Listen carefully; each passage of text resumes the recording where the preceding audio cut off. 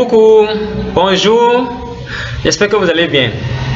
Je suis Damgal Waldia, docteur S. Lettres, fondateur du Centre d'apprentissage des langues et cultures Dr Waldia, Cisalomé Agwe Assiyeye.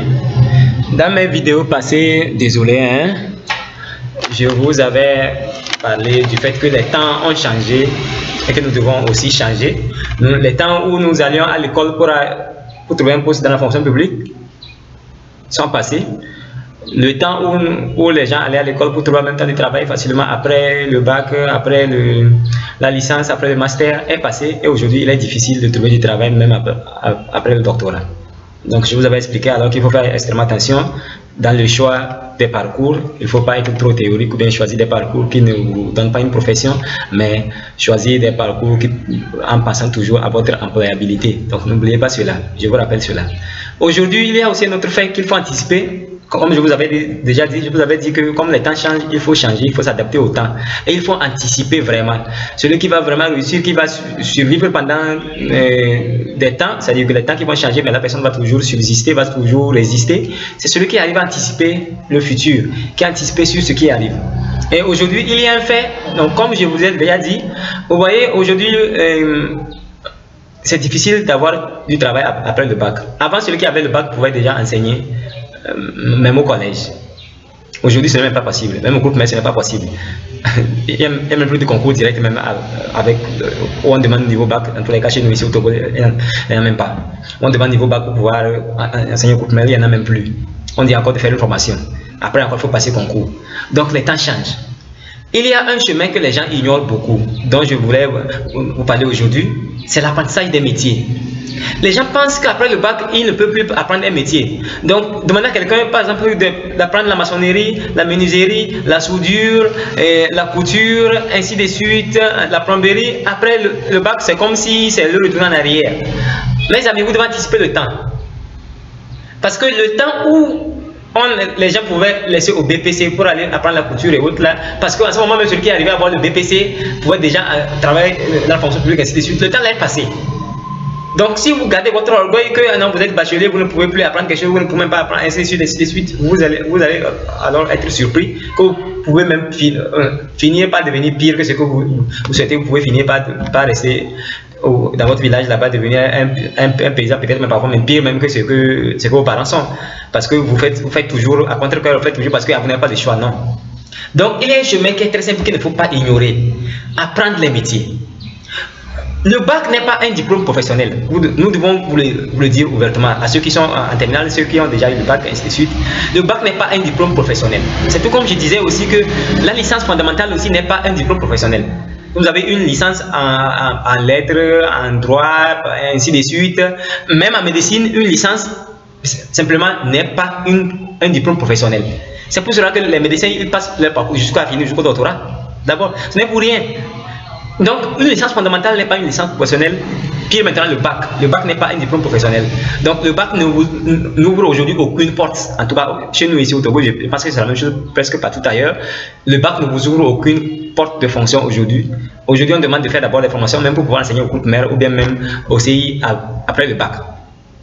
Donc, vous devez opter pour votre choix. Si après votre bac, vous voulez vraiment trouver du travail, ce n'est pas interdit. Mais vous devez comprendre que ça ne serait pas facile. Donc, vous pouvez opter pour la formation dans un domaine professionnel pour pouvoir acquérir ces compétences-là et pouvoir les utiliser. Mais il faut toujours choisir les parcours, pas selon ce qui est facile, pas parce qu'il y a une formation de 9 mois, vous allez aller choisir cela parce que ça va vous économiser de temps, et ainsi de suite. Non. Il faut penser, est-ce qu'il est facile de trouver du travail dans ces domaines-là où je fais la formation? Ici ou bien ailleurs, si je pense travailler ailleurs. Il faut penser ainsi. Et comme je le dis, il ne faut pas négliger le côté, comme je dis, les métiers. Les métiers aujourd'hui, qu'on sait qu'on a besoin aujourd'hui. Chez nous, au Togo, ici, chez nous en Afrique, généralement, nous avons encore besoin de beaucoup de choses.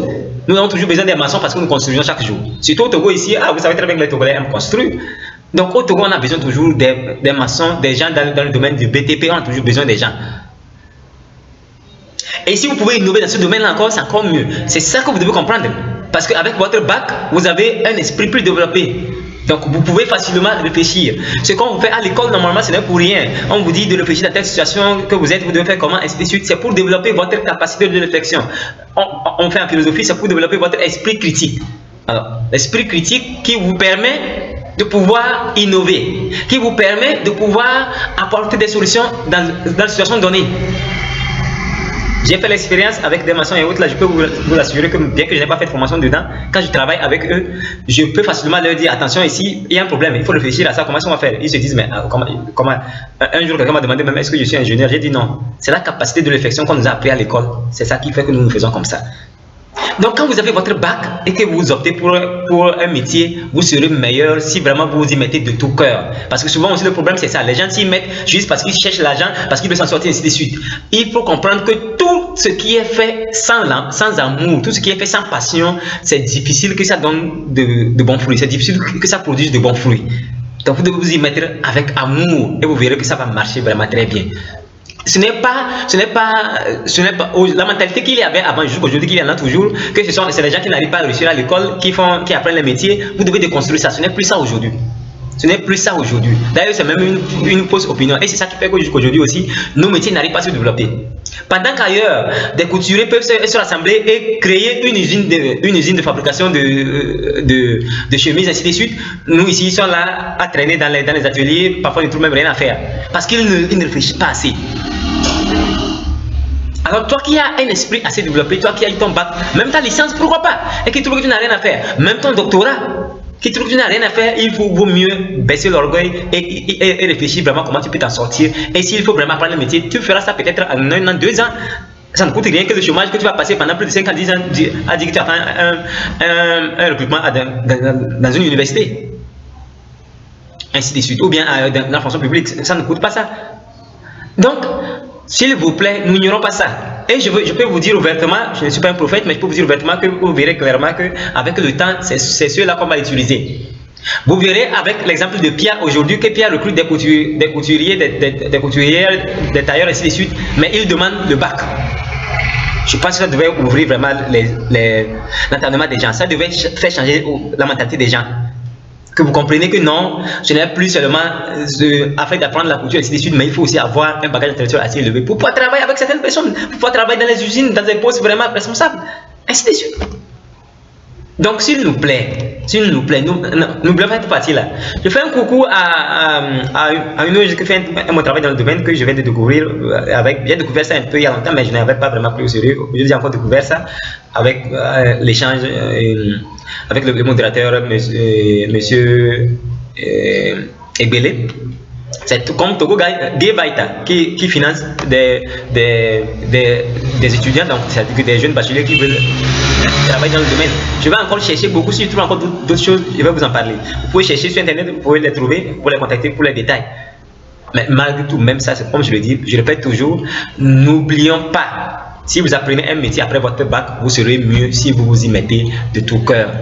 Et c'est parfois mieux, c'est-à-dire que d'abord, puisque dedans vous êtes déjà entrepreneur, vous êtes votre propre employeur, vous pouvez même après maintenant créer quelque chose que vous pouvez employer d'autres personnes aussi. Vous pouvez réussir mieux comme ça. Ne vous fermez pas l'esprit en pensant que non, après mon bac, moi je cherche un emploi quelque part, je cherche un travail quelque part, alors que le bac n'est pas un diplôme professionnel. Vos questions sont bienvenues sur cette chaîne YouTube ou bien sur notre page Facebook, la page du centre d'apprentissage de l'agriculture Dr Waldia, ou bien sur WhatsApp, sur le numéro du centre, bien sur mon numéro. Je suis joignable. Vous trouvez mon numéro même sur les sites, donc je vous conseille d'aller d'abord sur les sites et puis vous allez trouver les détails après. Merci beaucoup. Si vous avez aussi d'autres choses à ajouter aussi, ajoutons. Ensemble, nous irons plus loin. Merci beaucoup. Ne vous fâchez pas. C'est le peu que je peux vous dire pour que nous puissions vraiment ensemble changer notre mentalité, que nous puissions ensemble construire un avenir meilleur pour le bien de toutes et de tous. Ciao.